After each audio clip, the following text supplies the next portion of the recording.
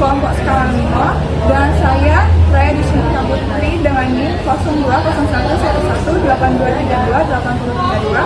Perkenalkan, saya Cynthia Amalia Putri dengan NIM 02011182832827. Perkenalkan, nama saya Nabila Karmin dengan NIM 020111823280. Perkenalkan, saya Friska Tri Agustini dengan NIM 02011182328027. Saya Isan Rizky dengan NIM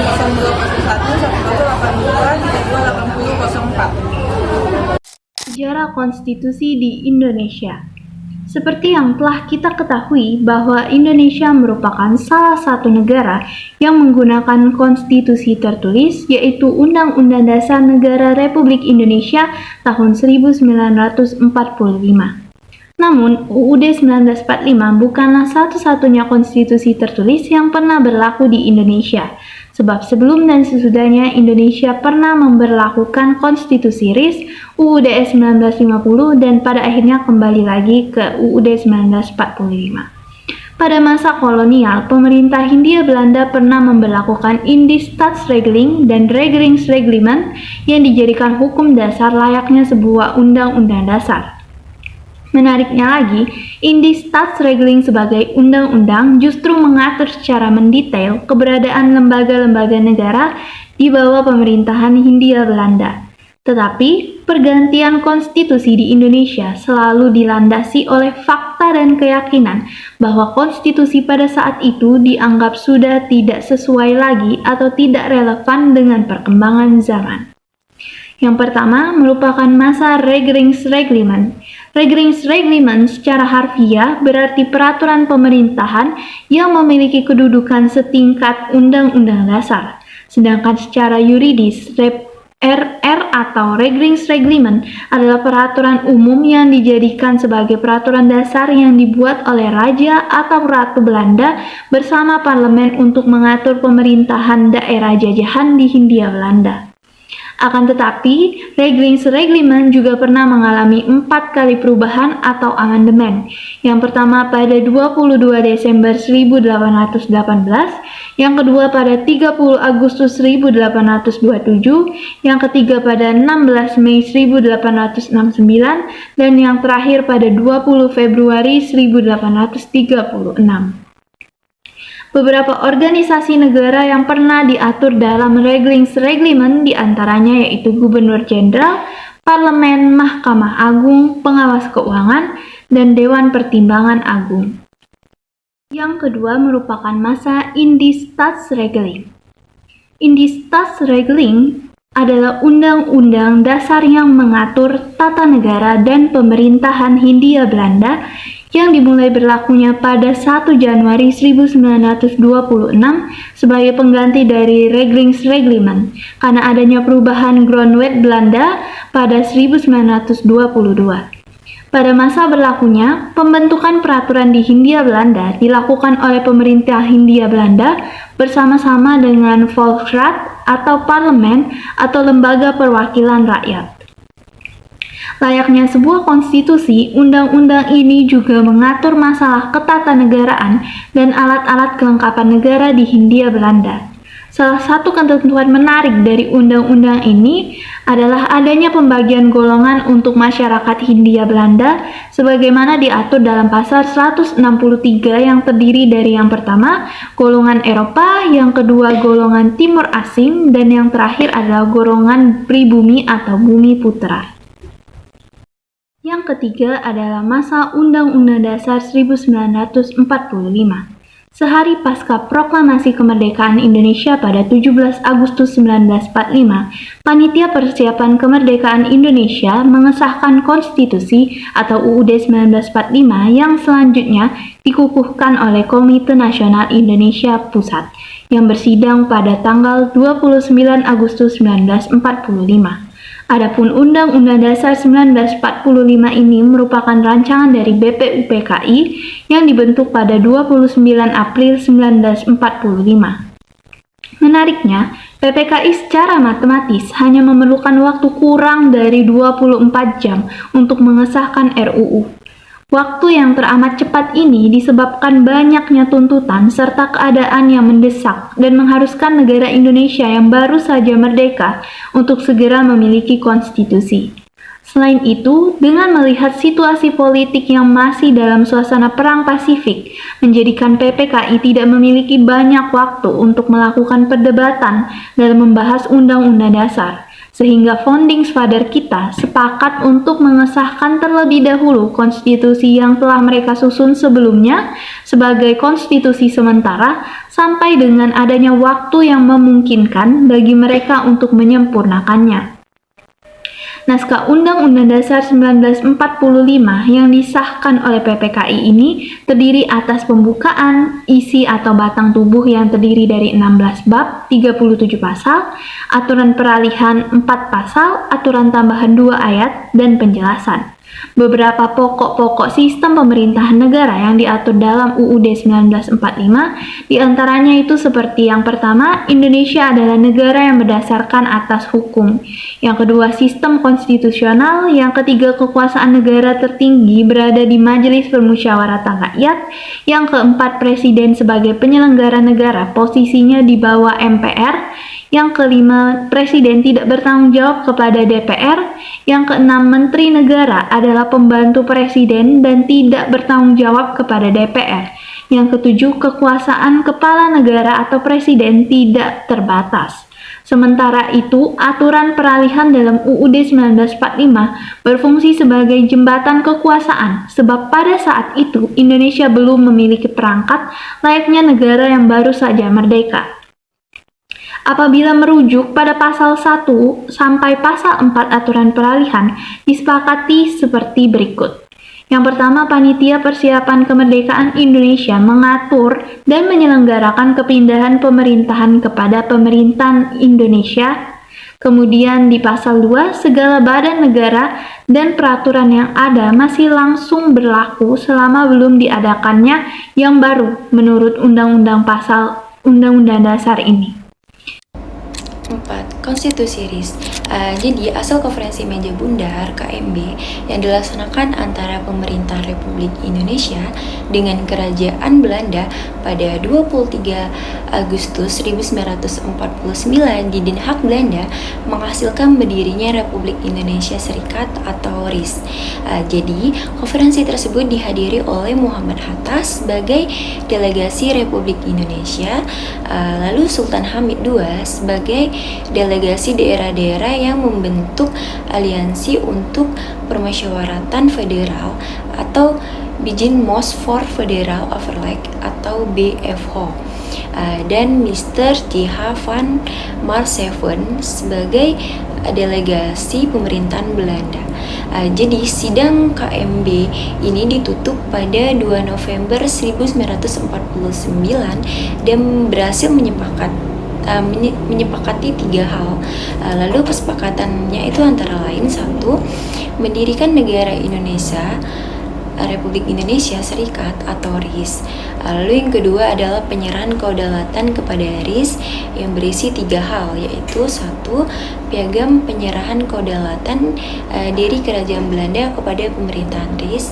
Yang kedua itu adalah status uni, dan yang ketiga itu adalah persetujuan pemindahan. Lalu poin ketiga adalah mendirikan uni antara RIS dan Kerajaan Belanda. Jadi dari hasil dari 3 kesepakatan tersebut, selanjutnya dituangkan dalam Konstitusi Republik Indonesia Serikat atau Konstitusi RIS yang diparaf oleh delegasi Republik Indonesia dan BFO pada 29 Oktober 1949. Lanjut pada Undang-Undang Sementara 1950. Jadi perubahan bentuk negara dari negara kesatuan menjadi negara serikat ternyata mendapat banyak penolakan dari negara-negara bagian lainnya. Beberapa negara bagian bahkan secara terang-terangan menuntut untuk kembali pada bentuk negara kesatuan. Negara bagian Jawa Timur misalnya ini menjadi contoh, menjadi negara pertama yang mengusulkan penyerahan tugas-tugas pemerintahannya kepada pemerintahan RIS. Jadi kabinet RIS ini selanjutnya mengundang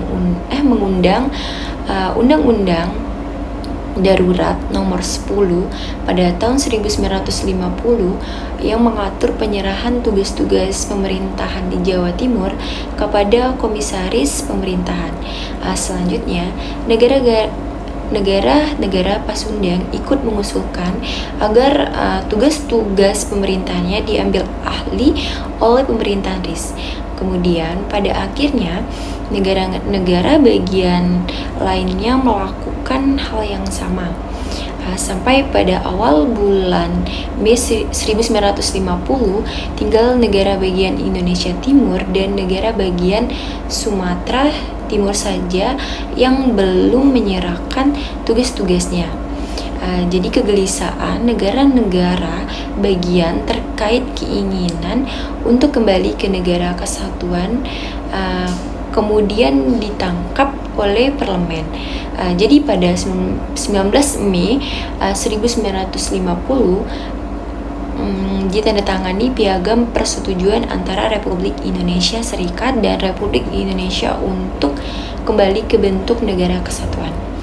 Jadi pihak Republik Indonesia Serikat diwakili oleh Perdana Menteri Muhammad Hatta setelah mendapat mandat penuh dari negara bagian Indonesia Timur dan negara bagian Sumatera Timur, sedangkan pihak Republik Indonesia itu diwakili oleh Perdana Menteri Abdul Halim.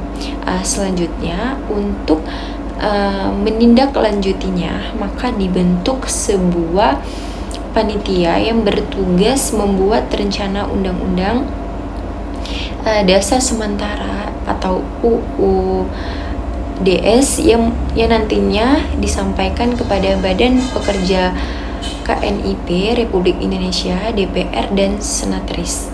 Jadi naskah Undang-Undang Dasar sementara ini selanjutnya disahkan melalui Undang-Undang Nomor 7 Tahun 1950 atau Lembaran Negara Tahun 1950 Nomor 56. Jadi tanggal 15 Agustus 1950 yang terdiri atas Mukadimah 6 embat, 146 pasal, dan 1 aturan peralihan. Lanjut pada poin 6, yaitu kembali ke Undang-Undang Dasar 1945. Jadi, konstituante yang dibentuk dan diberi tugas membentuk konstitusi yang permanen ternyata tidak dapat menyelesaikan tugasnya.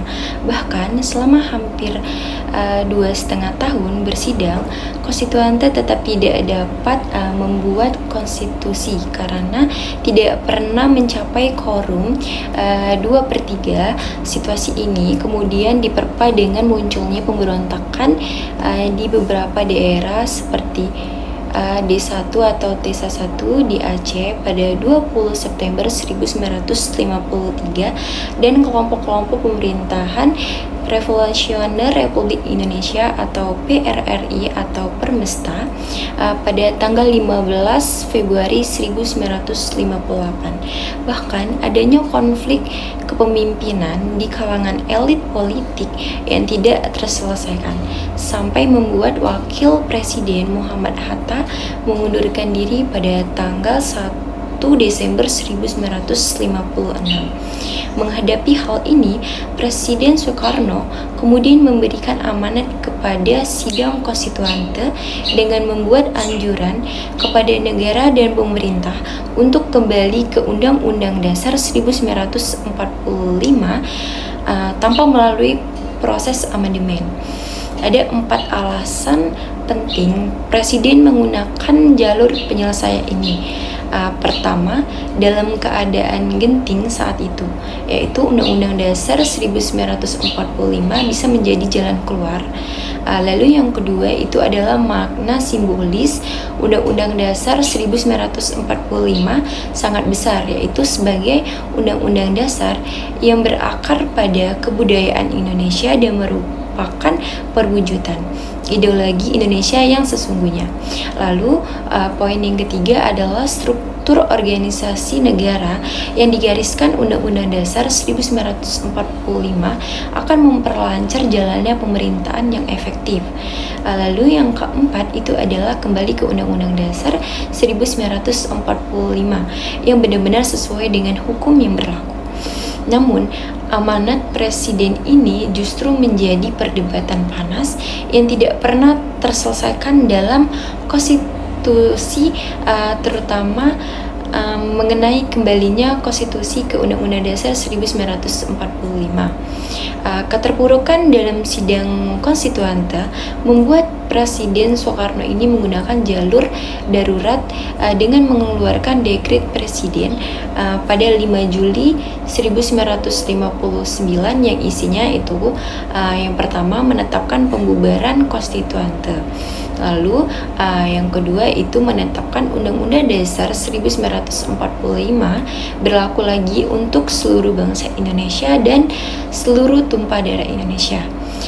Terhitung mulai dari tanggal penetapan dekret ini dan tidak berlaku lagi Undang-Undang Dasar sementara.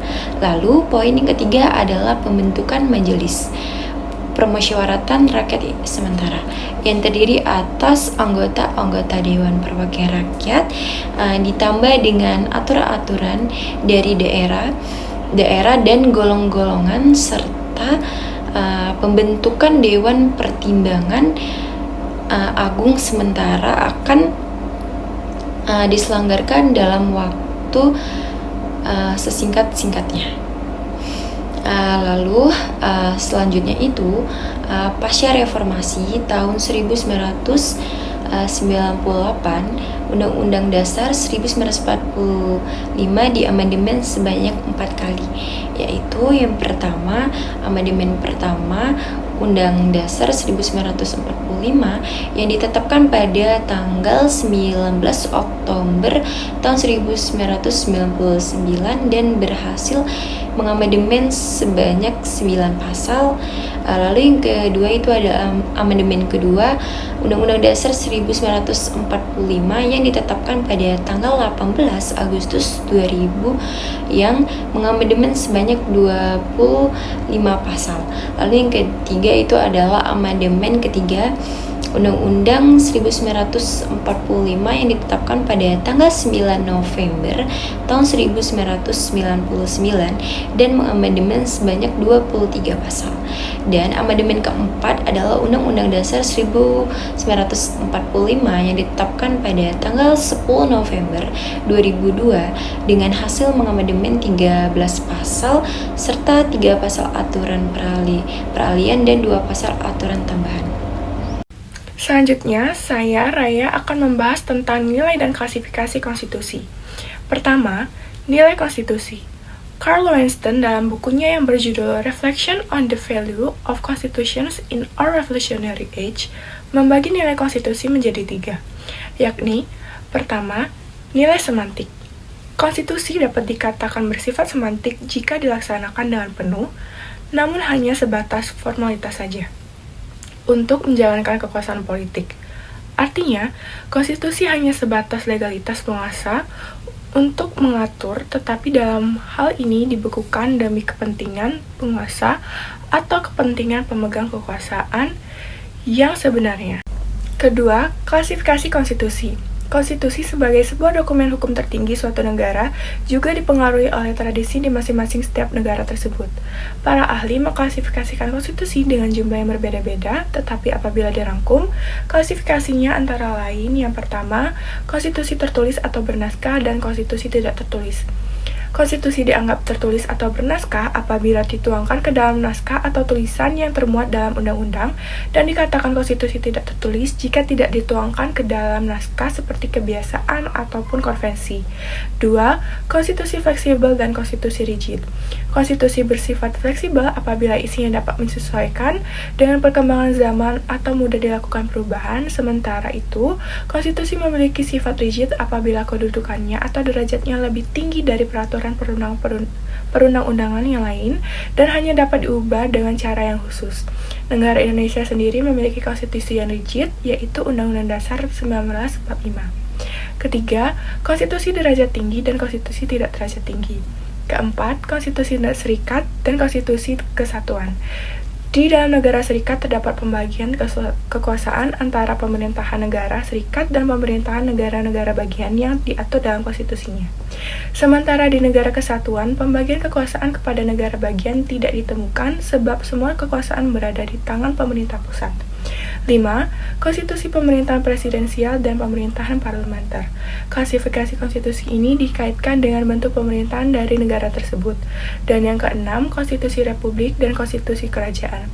Sama halnya seperti konstitusi negara serikat dan negara kesatuan, konstitusi republik dianut oleh negara yang berbentuk negara republik seperti Amerika Serikat dan Indonesia, sedangkan konstitusi negara kerajaan atau monarki dianut oleh berbentuk kerajaan seperti Arab Saudi, Belanda, dan Thailand. Pada negara yang berbentuk kerajaan umumnya disebut sebagai negara monarki konstitusional. 2. Nilai normatif. Konstitusi memiliki nilai yang bersifat normatif apabila konstitusi diterima oleh segenap rakyat dari suatu negara secara mutlak. Ketentuan-ketentuan konstitusi dijadikan pedoman atau pegangan yang mutlak bagi kehidupan berbangsa dan bernegara. Dan yang ketiga, nilai nominal. Konstitusi memiliki nilai nominal apabila ada kenyataan sampai di mana batas-batas berlakunya. Artinya, bisa saja terdapat beberapa pasal yang tidak berlaku atau baik juga bisa di beberapa wilayah tertentu terdapat pasal yang sama sekali tidak dapat diterapkan. 3 nilai konstitusi di atas dapat dijadikan acuan untuk menilai konstitusi kita, yaitu Undang-Undang Dasar Negara Republik Indonesia tahun 1945 jika melihat bagaimana penguasa-penguasa memperlakukan konstitusi. Dapat dilihat nilai konstitusinya. Selanjutnya, saya akan membahas mengenai perubahan konstitusi. Seperti halnya sebuah hukum yang senantiasa berkembang mengikuti perubahan zaman, konstitusi juga demikian. Sebagai dokumen hukum, konstitusi dituntut untuk selalu selaras dengan zamannya. Sebab, jika konstitusi terlambat mengikuti zaman, kekuasaan yang legalitasnya diberikan oleh konstitusi negara tersebut akan menjadi tidak terbatas. Seperti halnya Undang-Undang Dasar 1945 yang telah diubah sebanyak 4 kali pada awal reformasi.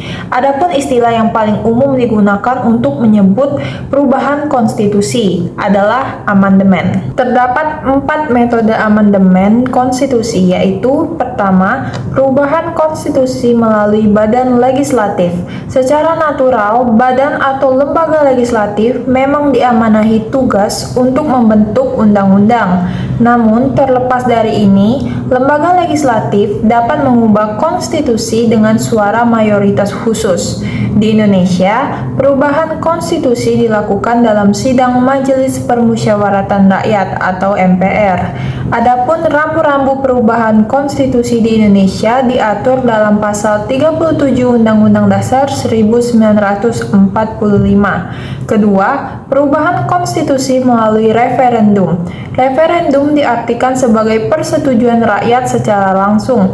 Menurut Cambridge Dictionary, referendum adalah pemungutan suara di mana semua orang di suatu negara atau wilayah diminta untuk memberikan pendapat mereka tentang atau memutuskan pertanyaan politik maupun sosial yang penting. Dan yang ketiga, amandemen yang dilakukan oleh sejumlah negara bagian.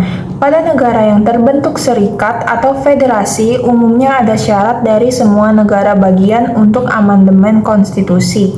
Persetujuan ini dapat diajukan melalui pemungutan suara ataupun legislatif di negara bagian. Dan yang terakhir, yang keempat, perubahan konstitusi melalui badan ad hoc. Perubahan konstitusi melalui badan ad hoc merupakan proses yang penting dalam sistem ketatanegaraan, terutama dalam konteks negara yang mengalami dinamika sosial dan politik. Baiklah, saya akan menjelaskan konvensi ketatanegaraan sebagai bagian dari konstitusi. Albert Van J. menyatakan bahwa Hukum tata negara mencakup hukum konstitusi dan konvensi ketatanegaraan. Hukum konstitusi terdiri dari undang-undang, putusan hakim, dan adat, sementara konvensi ketatanegaraan adalah praktik yang dihormati dalam negara. Konvensi ketatanegaraan menentukan bagaimana wewenang diskresioner raja atau menteri harus dilaksanakan. Di negara dengan tradisi common law, konvensi ketatanegaraan umum dan tidak tertulis, sementara di negara civil law dianggap tidak lazim tetapi dihormati. Konvensi ketatanegaraan memiliki ciri-ciri tertentu seperti tumbuh dan dihormati dalam praktik negara, tidak bisa dipaksakan oleh pengadilan dan ditaati demi etika, akhlak, atau politik. Konvensi terbentuk melalui praktik berlangsung lama atau kesepakatan rakyat. Di Indonesia, ada beberapa konvensi seperti maklumat tentang tugas KNIP, pertanggungjawaban menteri kepada KNIP, dan pidato keuangan anggaran negara tahun berikutnya. Ada pula konvensi seperti penyampaian RAPBN setiap bulan Januari, Menteri Negara dan Departemen pada zaman Orde Baru, ketentuan MPR tentang Undang-Undang Dasar 1945, foto Presiden dan Wakil Presiden di kantor, dan program 100 hari kerja evaluasi pemerintahan.